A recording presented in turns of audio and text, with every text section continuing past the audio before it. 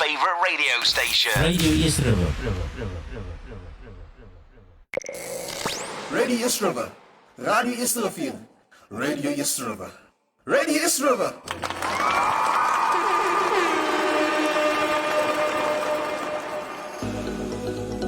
Do you want to take your business to the next level?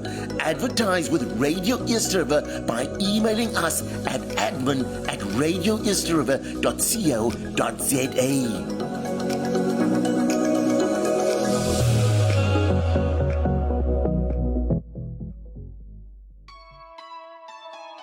Butcher's Market offers the best quality, locally sourced and 100% halal meats.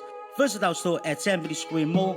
Contact us at 021-565-0499 TPM for your halal meats.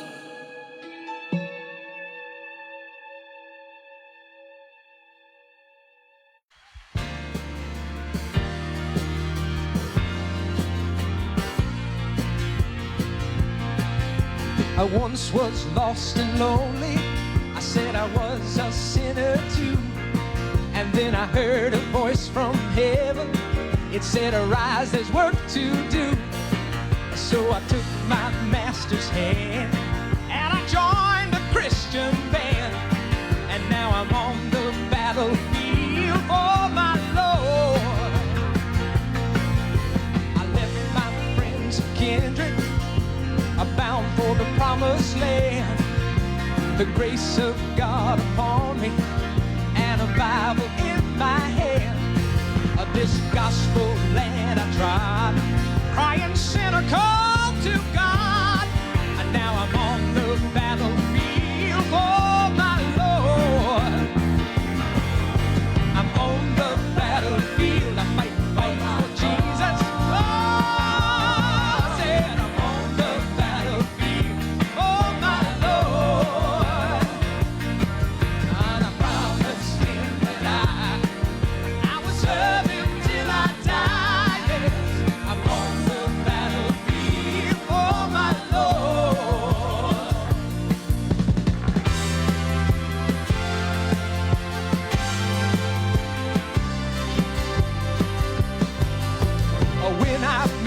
The Savior, gonna meet him with a smile. He placed my hand upon me, and he will own me as his child. Around the throne of grace, he'll appoint my soul a place. I'm on the battlefield for my Lord. Singing that I'm on the battlefield, I'm fighting for Jesus.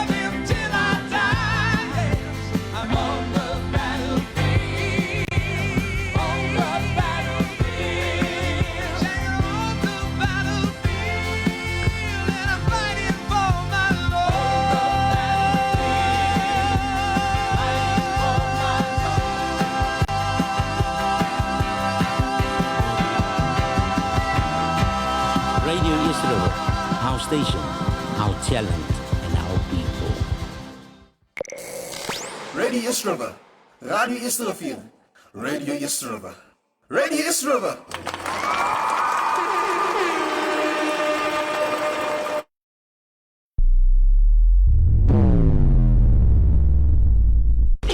Radio Eerste Rivier, onze stasie, onze talent, onze mense. WhatsApp ons by 064 536 9095. Talk to us, die ding ruk hier. The best variety of music on your favorite radio station. Radio East River. Now, God bless you and welcome to this afternoon's special edition broadcast with me, Evangelist Elmer, addressing you live here from the studios of Radio East River in Cape Town, South Africa. And yes, I'm on the battlefield for my Lord. I promised him that I would serve him until I die. I'm on the battlefield for my Lord. Beautiful song there, coming all the way back from 1982, sung by John Branham Starnes, and just blessing us with wonderful words of encouragement. And speaking about a battlefield, yes, and that is also our theme today, our topic that we want to shift your attention to. And may the Lord just bless you and may He be with you is my prayer, my wish. I greet you in the precious name of Jesus Christ, our Lord, our Savior, our Redeemer, our Maker. And we're just grateful for the Lord Jesus for giving us once again another opportunity to come into your home and heart and just to share with you the everlasting gospel of Jesus Christ. Now, we're grateful for the Lord for creating this program and platform so that I can just reach each and every soul that is out there. Because Jesus himself said that we should go into all the world and to preach the gospel to every creature. And he that believes and is baptized shall be saved. But he that does not believe shall be condemned. So the Lord wants his word to reach the ends of the earth, and it is not his will that any should perish, but that all should come to repentance, yes. But nonetheless, we are grateful for the Lord for being with us and in us, even as he has promised to the end of the world. So today is once again another special edition broadcast, and this is where we take the opportunity to deal with the controversial topics of the Bible, the topics that would make you not think once, twice, or thrice, but it will make you think over and over and to do your own research on what the Bible has to say. Now, there are certain things in the Bible that is hard to understand. If you read 2 Peter chapter 3, the Apostle Peter was making reference to this, that there are certain things that Paul wrote which are hard to understand. And for this, we need the inspiration and guidance of the Holy Spirit, which is the author of the Bible, so that he can make the words of Jesus plain to us and that we can understand. It was Jesus himself, after his resurrection, that opened the eyes of those that were on their way to Emmaus so that they could understand the scriptures. Hallelujah. So we want to speak today about the topic of wars in the Bible. Yes, wars, battles, warfare, whatever word you use to describe the fighting between two parties or armies. Now, this is something that we need to touch because there have been many misunderstandings with regards to wars and what the Bible has to say. And many times people think that wars are not of God, and God is a loving God, and God is a caring God, and that is truth, but it is only half of the truth. God is a loving God, God is a caring God, but there is another side to the story as well. And I believe that much of the confusion and deception in today's time is also partly described or ascribed to what people see in the television industry, what is being produced and manufactured through movie theaters. And many people have been blinded through a Hollywood gospel presentation. Now, in all the Hollywood gospel movies about Jesus, we just see the parts of scripture that where Jesus is compassionate, where he's kind-hearted, where he's loving, where he's forgiving. But if you read the entire gospel, you see that there were parts that Jesus was harsh, where Jesus rebuked, where Jesus condemned, where Jesus judged, where Jesus cried out against injustice and against evil. And this is the part that people often don't emphasize. out of the fear or the concern that they might chase people away from the gospel or away from the church. But these things are also written in the Bible, and we must deal with it. Yes, we must have the correct understanding. Many people have been introduced to a Hollywood Jesus, a Jesus that is soft and tender-hearted. And once again, we say that that is the truth, but it is only one-sided. It is only halfway. So we want to speak about wars. Now we know that wars is something that is not pleasant, because during wars throughout history, many people have lost their lives, and in particular young people, because many people that get sent off into the army are young of age. Many times they just finish high school and then they go out to defend the country as soldiers in war. Now, as sensitive as the topic is, we must have the correct understanding with regards to this. All of us stays in a house. A house that doesn't have walls is defenseless. Whatever happens to the people staying in the house without walls, basically their blood is on their own head. So just as a house must have a defense system, so any country must also have a defense force to protect the citizens thereof. Now, when it comes to warfare, we must bring to your attention that the first war that started didn't start upon the earth, but it started in heaven. The Bible says in the Revelation chapter 12, and there was war in heaven. Michael and his angels fought against the dragon and his angels. So war didn't start on earth, but it started in heaven. And this was when Satan rebelled against the authority and power of God Almighty. And when he wanted to exalt himself above the stars of God, when he wanted to make himself equal to God. And for this, we can go to the book of Isaiah, chapter number 14, and also Ezekiel, chapter number 28, where the Bible speaks that Lucifer was perfect in all his ways from the day that he was created, until iniquity was found in his heart. So we see that this was what sparked the first war. It was the rebellion of Lucifer challenging God, wanting to be equal with God, wanting to usurp the authority of God, wanting to be God himself. And we see that in this process, he influenced some of the angels, 1/3 of the stars of heaven. And then there was war in heaven. And then we see that the devil was overpowered by Michael and his angels. And then he was cast out of heaven. So war in itself started in heaven and not on earth.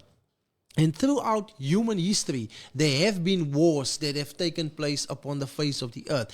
And even throughout biblical history, we read of many, many wars.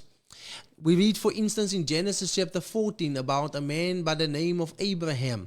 And we see that there were certain kings that kidnapped his brother's son, whose name was Lot. And then Abraham went out into battle, into war, and he fought against those kings. And then he overthrew them and he slew them. And God gave him the victory, and he was then able to bring back the hostage, which was his brother's child, Lot. Now we see once again that Abraham did not initiate the war, but he went to save his brother's child, which was a captive, which was a hostage.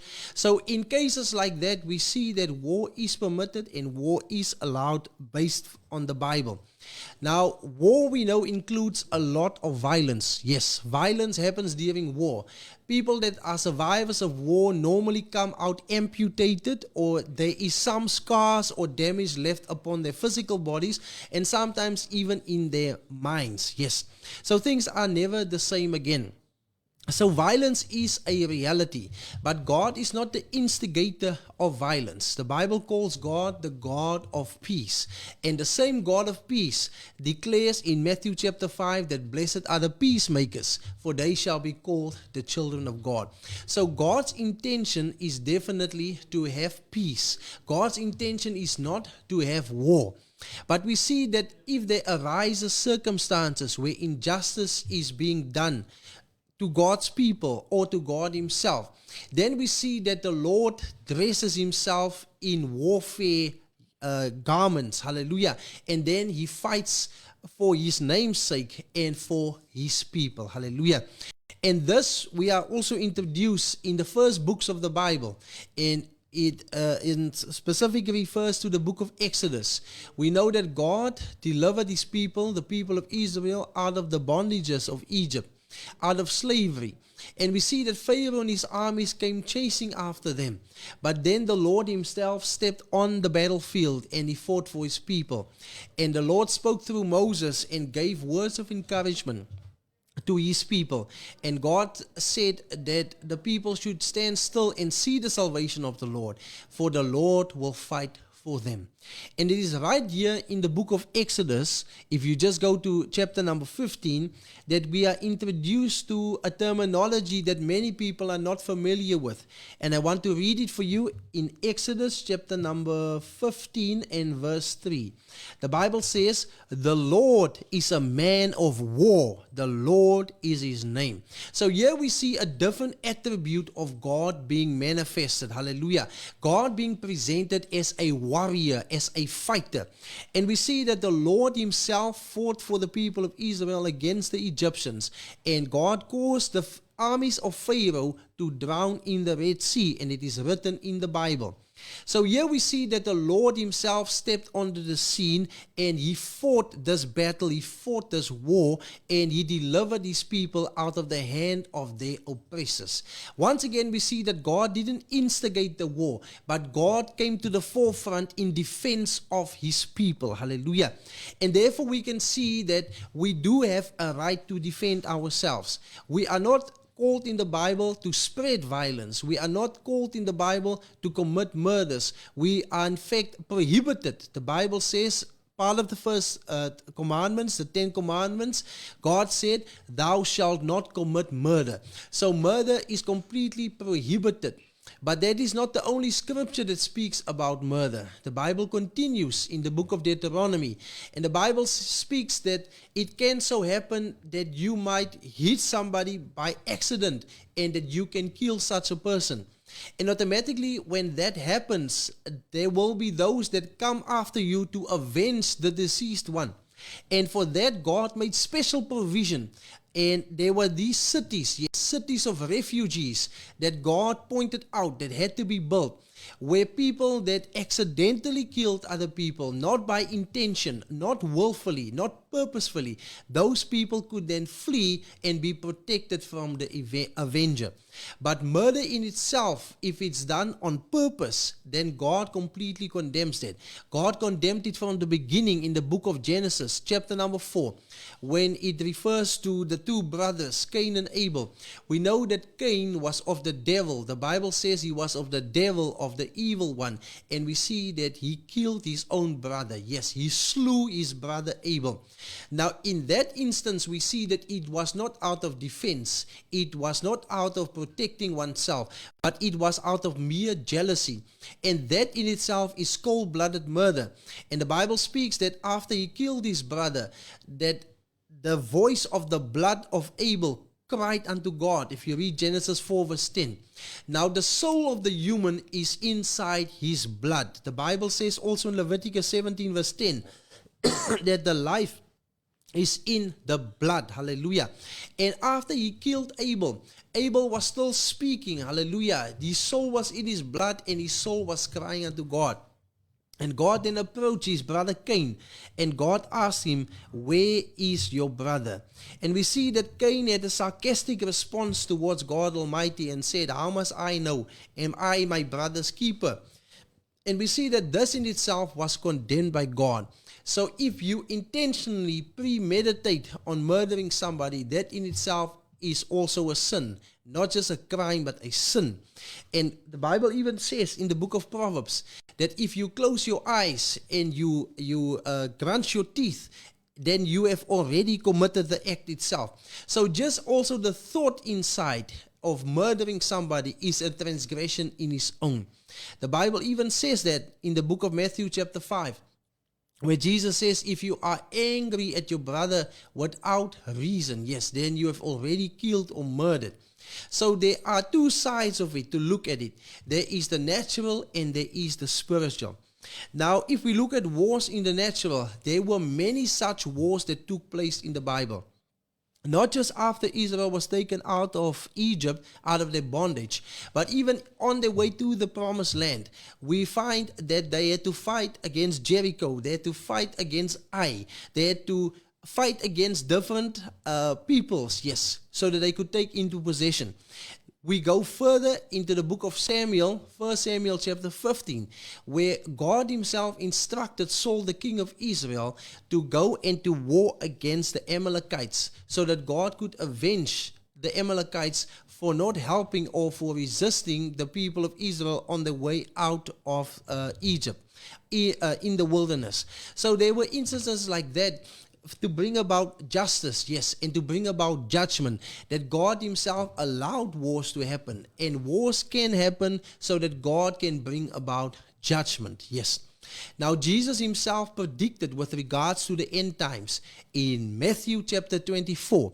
He said that there will be wars and rumors of wars. Yes, that is one of the signs of the end times. That is one of the signs that the return of Jesus is at hand. That there will be wars and there will be rumors of wars. So that is something that is inevitable. And when God predicts something to happen, there is no point that we pray and ask God to stop and prevent it, because that thing must come to pass as a word coming from God, so that it find its fulfillment and that the glory goes back to God. So when God declares a certain thing will happen, there's no point that we resist or try and stop it, but it will eventually happen the way that God said it. Now, if we go into the book of Joel, chapter number 3, Joel, chapter number 3, then we also see God giving a clear command with regards to warfare. It is actually a call to war if you go to the book of Joel. And we should really have a balanced view on this topic, people. We shouldn't just read one scripture of the Bible and then run away with it, but we should take into consideration all the scriptures of the Bible. And then we will see the full picture and get a better understanding about what it is that God is saying unto us.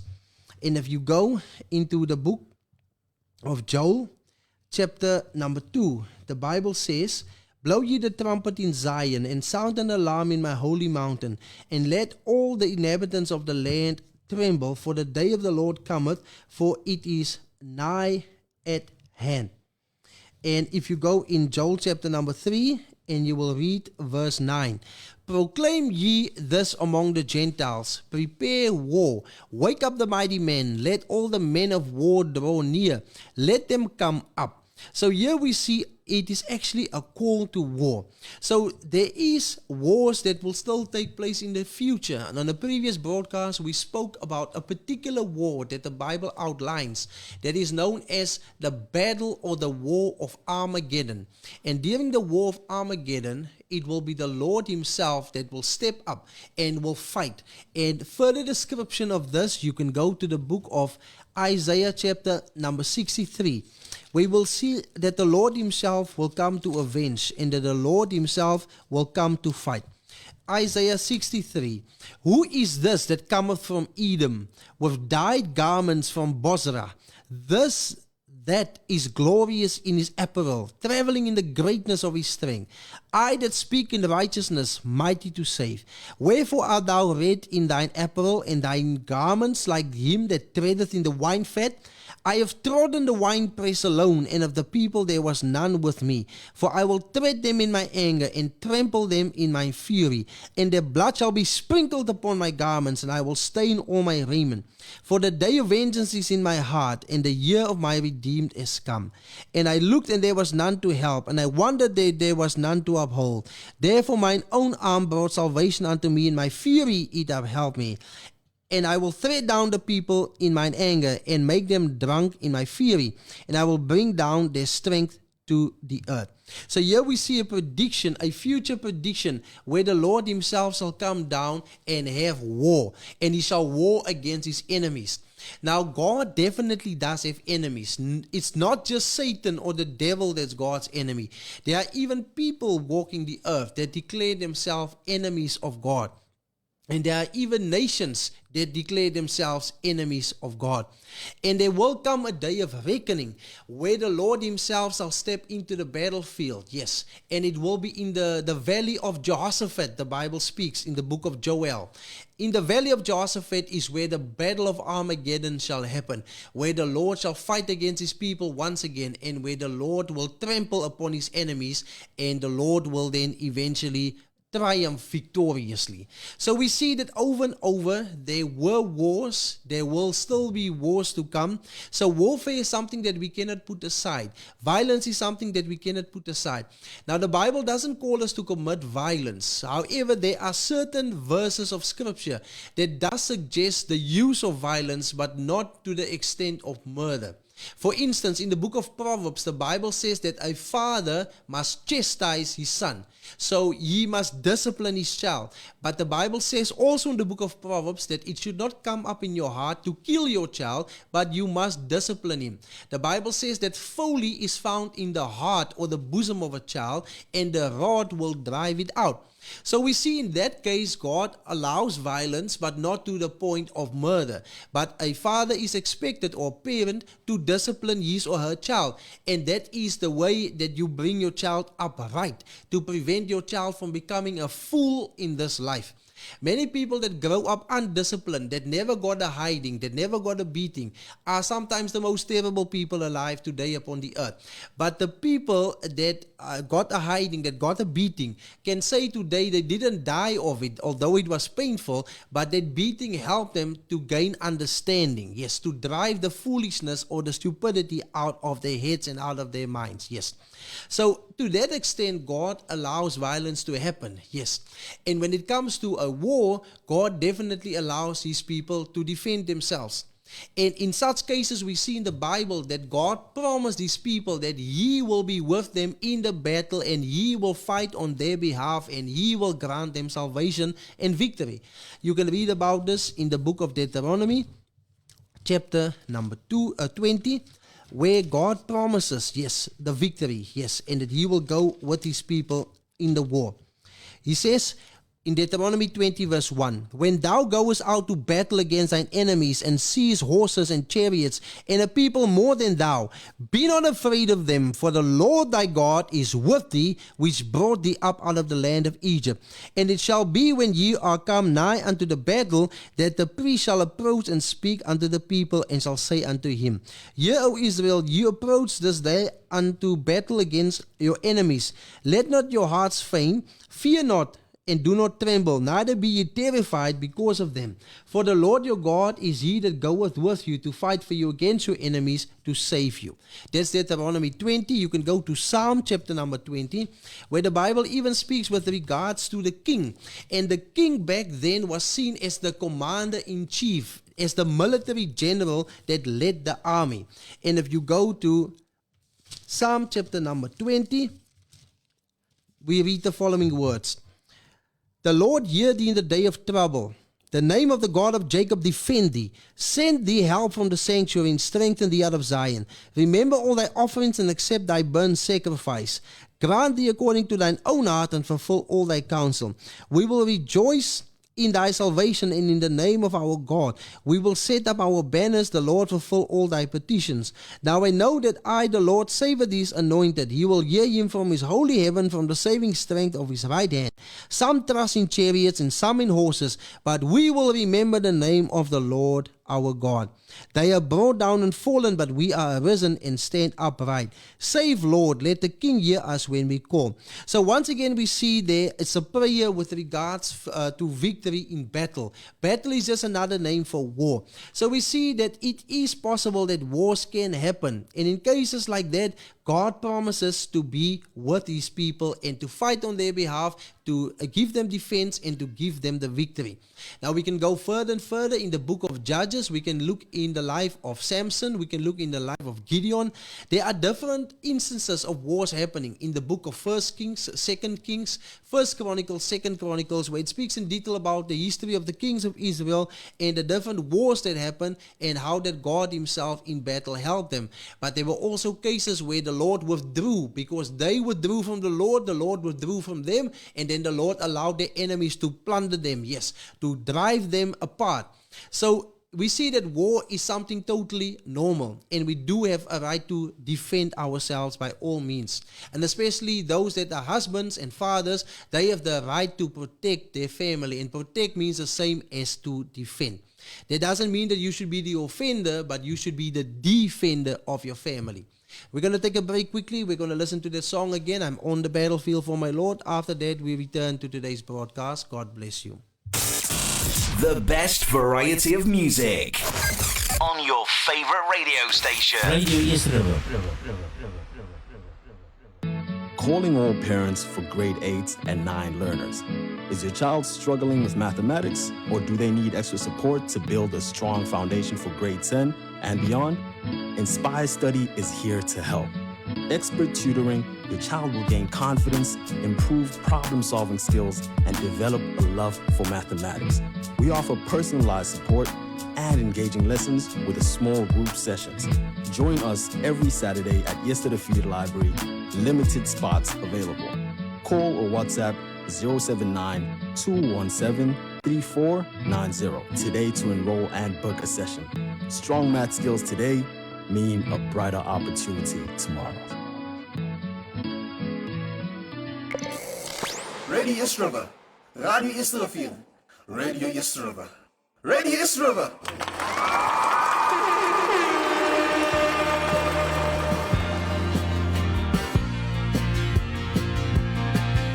I once was lost and lonely. I said I was a sinner too. And then I heard a voice from heaven.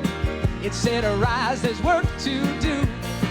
So I took my master's hand and I joined a Christian band. And now I'm on the battlefield for my Lord. I left my friends and kindred, bound for the promised land. The grace of God upon me and a Bible in my hand. This gospel land I trod, crying sinner call to God. And now I'm on the battlefield for my Lord. I'm on the battlefield, I fight for Jesus.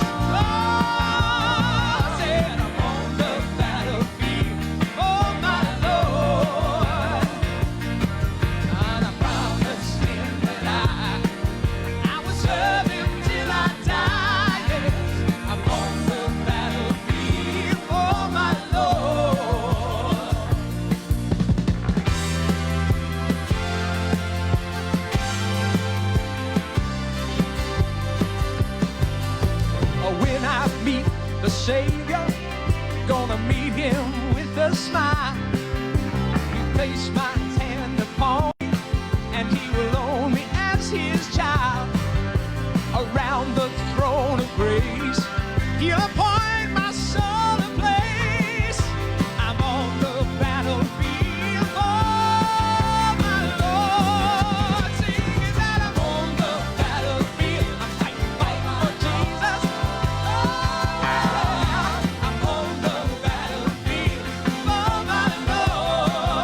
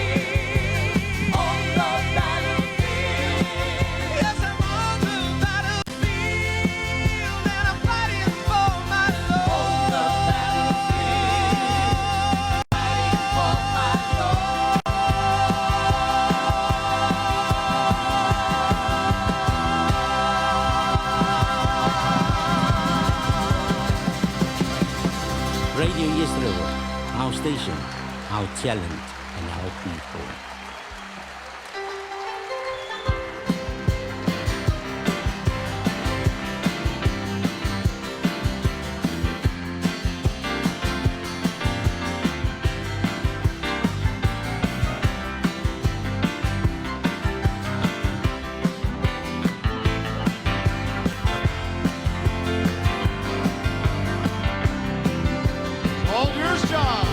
I'm on the battlefield. I'm fighting for my Jesus. I'm on the battlefield for my Lord. Don't you know that I promised him that I will serve him till I die? I'm on the battlefield for my Lord. Shout and shout and sing that I'm on the battlefield. I'm fighting for my Jesus. I'm on the battlefield for my Lord. Don't you know I promised him that I would serve him till I die? Yes, I'm on the battlefield for my Lord. The best variety of music on your favorite radio station. Radio East River. Radio East River. Radio East River. Radio East River. Radio East River.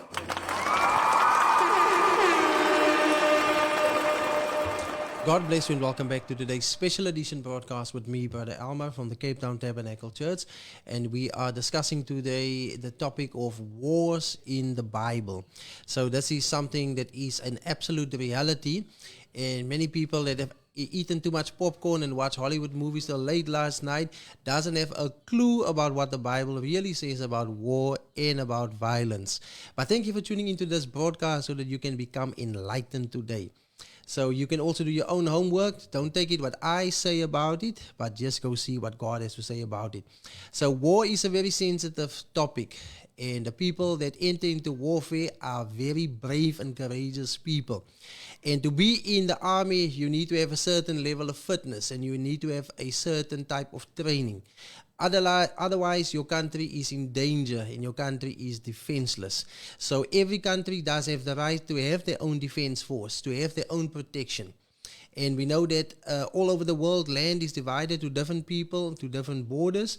And people that stay in a certain geographical location, they have certain things that they share in common, like their culture, their language, their beliefs, even their family ties. And we have a right to protect that which is ours. And therefore, the people that are in the defense force should always be in our prayers, because it is not an easy task out there to risk your life and possibly to lay it down so that you can save other people's life. And we should show the utmost respect to those that are serving in our country's defense force, because they are the ones that is actually keeping us alive. We might not really see them every day because they're out scattered in different parts and different stations, but they have a very, very important job to do, and we should keep them in our prayers. Now, we want to look at another point of view when it comes to warfare. We've looked at the physical part now, and we've seen that there have been physical wars, but the origin of war was spiritual in nature. And war started in heaven when Lucifer rebelled against God Almighty. And that is the war that is still ongoing today. And that war is about the soul of mankind. The devil is still fighting. He's still having warfare for the souls of human beings. And he even went so far at the time that after Moses died, after Moses passed on, the Bible says in the epistle of Jude that the devil was fighting with Michael the archangel over the body of Moses. Just imagine that, people. The devil keeps on the fight. He keeps on the war, even fighting over a dead body. Now we know that Moses was a very powerful figure in Israel and in the world in general, because he was the man chosen of God to deliver God's people and to fulfill God's promise of the Exodus. And he was a mighty prophet with signs, wonders, and miracles. And we know that that is one of the things that accompanies prophets, that God vindicates what they say, is when God backs it up with the signs, wonders, and miracles. And the devil obviously wanted to use the body of Moses for idolatry. And many times it does so happen when God uses somebody in a mighty way that people start to idolize that individual. They start to make of the preacher more than they make of God. And they start to take the preacher's words over God's words. And the devil was fighting. He was contending once again with Michael the archangel over the body of Moses. But you know what the archangel said to the devil? He just said, "The Lord rebuke thee, Satan."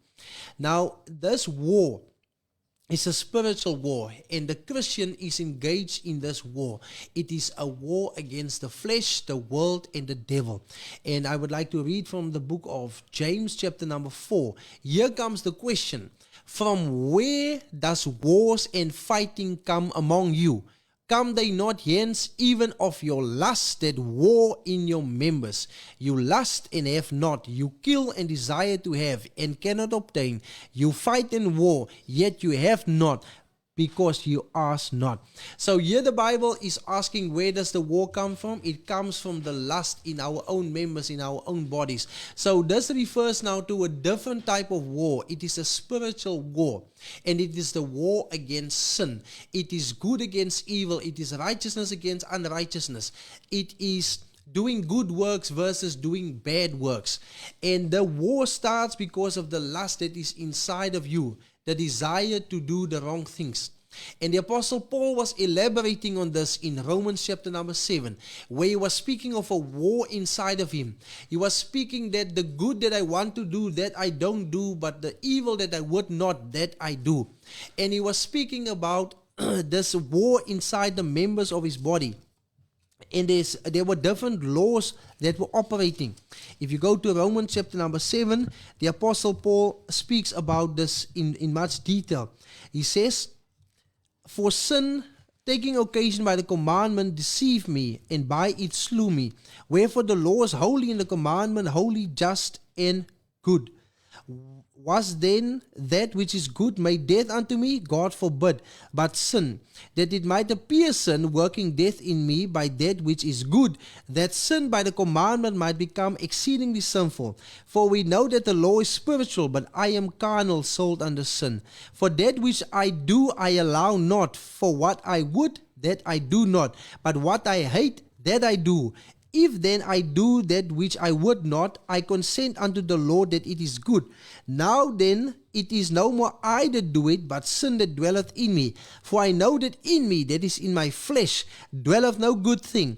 For to will is present with me, but how to perform that which is good I find not. For the good that I would, I do not, but the evil which I would not, that I do. Now if I do that which I would not, it is no more I that do it, but sin that dwelleth in me. I find then a law that when I would do good, evil is present with me.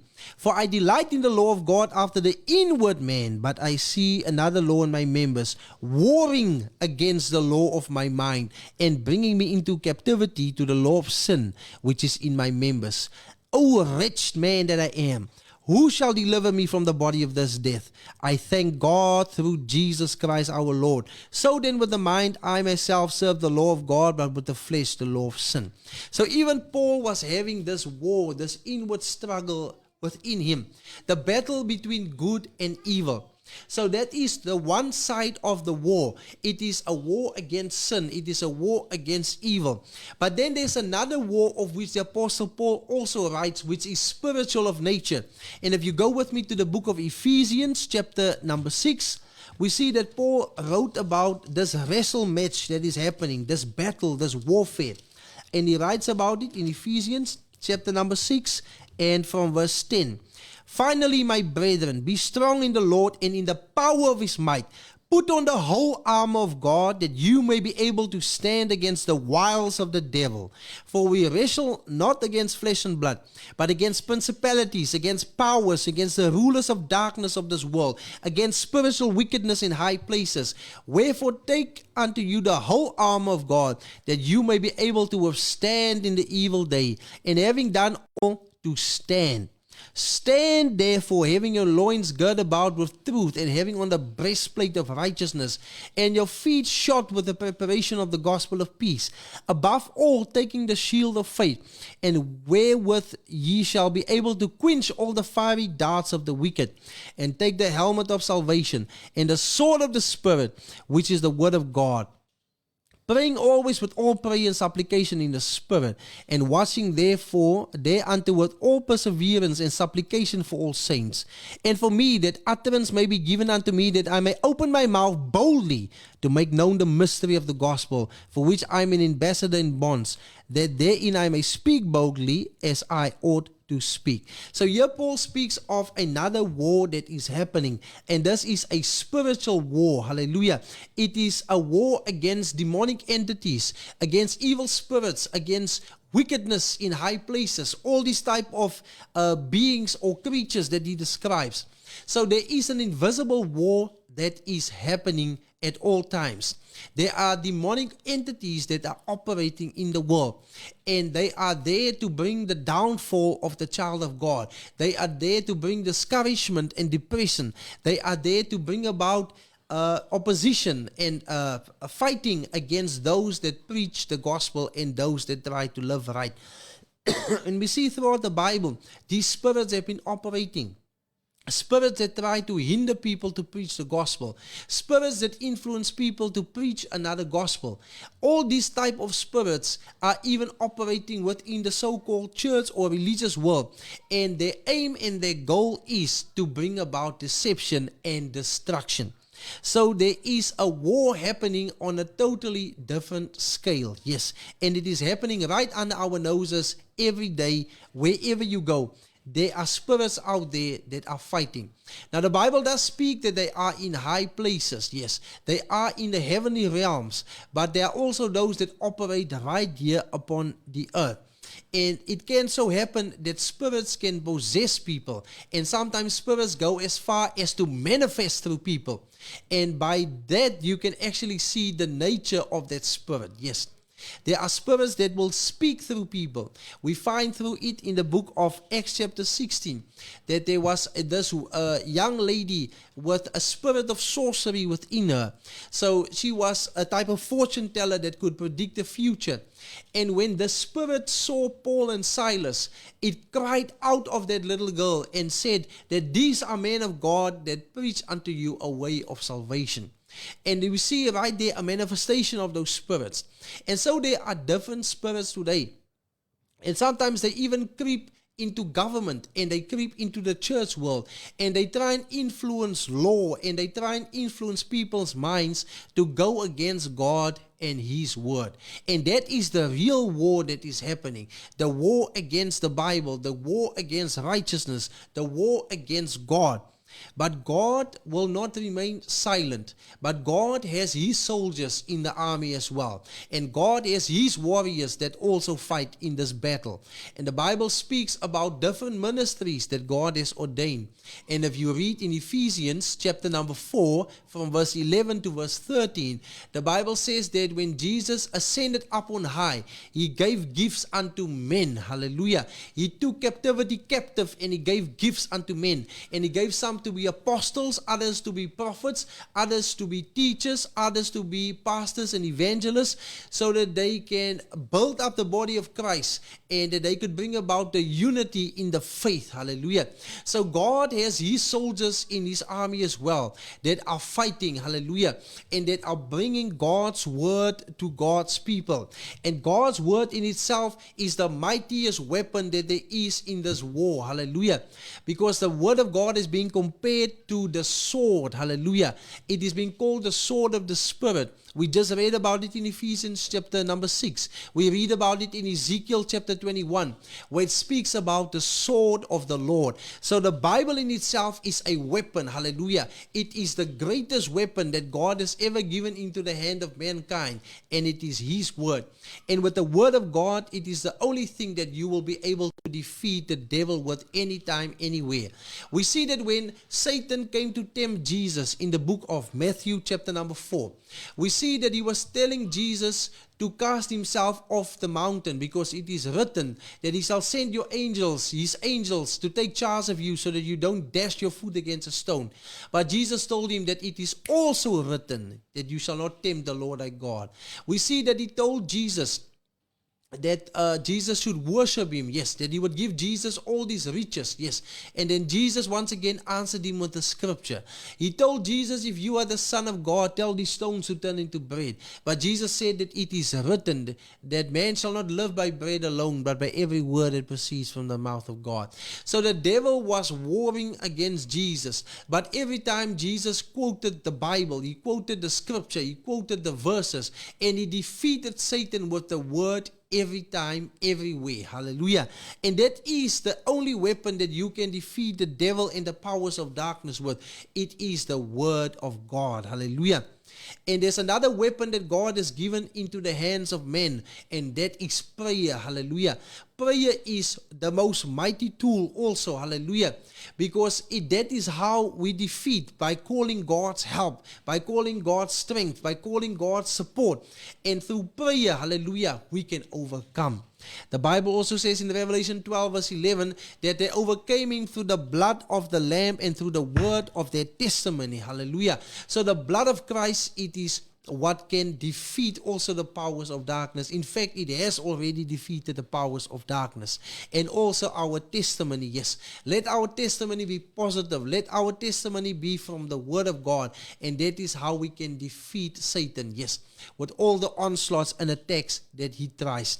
So the Bible tells the Christian to put on the full armor of God. And only the Christian can put on the full armor of God, because it was designed only for the Christian to put on the full armor of God. Because the war is against Christ and his followers. Hallelujah. And we see throughout history that there has been a war upon the church. We see that the first persecution of the church started right there in the Middle East, just at the dawn of Christianity, just as the gospel began to spread. And we see throughout the Roman Empire that Christians were also persecuted, that they were thrown to lions, that they were cut asunder, that many harmful things were done even to women that were still expecting, that their stomachs were opened and the babies were killed alive while they were still developing, and the females were killed. There's many books of history that testify about the war on the church, yes. And when I say the church, I don't refer to a building, but I refer to those that are the followers of Christ. So throughout history, there have been terrible war upon the church, and many Christians have been persecuted, yes. But there will come a time that the Lord himself will avenge the blood of the saints and of the prophets and of the martyrs. Hallelujah. And the Bible speaks in Revelation 17 about this woman that was found drunk with the blood of the saints and of the prophets. Hallelujah. And of the martyrs of Jesus. And then there will come a time that God will avenge this woman. Yes, that is called the mother of the harlots and abomination of the earth. This woman that is called Babylon the Great. And we know that when it speaks about a woman in prophecy, in spirit, it refers also to a church. And in Revelation 17 in particular to a church system. And God will eventually, he will have revenge on that church that killed millions of martyrs throughout the ages, throughout the centuries. So there we see once again God coming forth in a violent way and God bringing about revenge. So yes, people many times think the Lord will never retaliate. People think the Lord will never get angry. People think the Lord will never judge. People think the Lord will never pour out his wrath. But the Bible speaks about it over and over again. So we must have a balanced view of God himself. God is a loving God. God is a forgiving God. God is a gracious God. God is a good God. But the flip side of the coin is that God does retaliate and God does judge and God does punish and God does execute wrath. And all those things are written right in the Bible. It is as easy as opening the Bible, praying and asking God to help you to understand, and then reading from page to page, and you'll see it's right there. Let us close our eyes.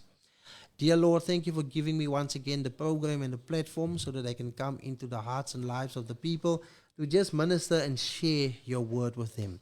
I pray that you will give them ears to hear what the Spirit says unto the churches. and that you will bless them in the most marvelous way. Don't leave them, Lord. Don't forsake them. Bless them, guide them into all truth is my prayer. And thank you, Lord. All the glory goes back to you, all the praise, all the honor, all the worship, all the adoration, because you alone are worthy. Thank you, Lord, for this once again, and I just pray that you will be with us in Jesus' holy name. Amen. Beloved, thank you for those that were tuned in today for the special edition broadcast with me, Evangelist Elmer, and may the Lord bless you for that. As I go off the air, we listen to that song again, I'm on the battlefield. God bless you until the next time in Jesus' holy name. Amen. Radio East River. Radio East River. Radio East River. Radio East River.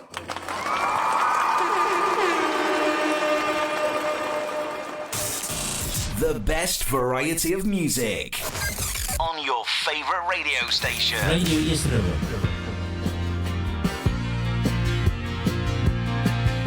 I once was lost and lonely. I said I was a sinner too. And then I heard a voice from heaven. It said, arise, there's work to do. So I took my master's hand and I joined a Christian band. And now I'm on the battlefield for my Lord. I left my friends and kindred. I'm bound for the promised land. The grace of God upon me and a Bible in my hand. This gospel land I trod, crying sinner called to God. And now I'm on the battlefield for my Lord. I'm on the battlefield, I fight for Jesus. Oh, I said I'm on the battlefield for my Lord. And I promised him that I would serve him till I die. Yes, I'm on the battlefield for my Lord.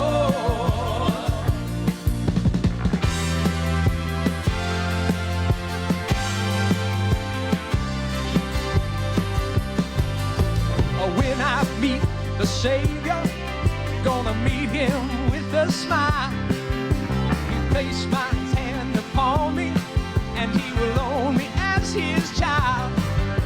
Around the throne of grace, he'll appoint my soul a place. I'm on the battlefield for my Lord. Singing that I'm on the battlefield, I'm fighting for Jesus. I'm on the battlefield for my Lord. Don't you know I promised him that I would serve him till I die. Yes, I'm on the battlefield for my Lord. Singing, singing, singing that I'm on the battlefield, fighting for Jesus. Oh, yes, I'm on the battlefield for my Lord. Yeah, and now I promised him that I would serve him till I die. Yes, I'm For the law is holy, the commandment holy, just,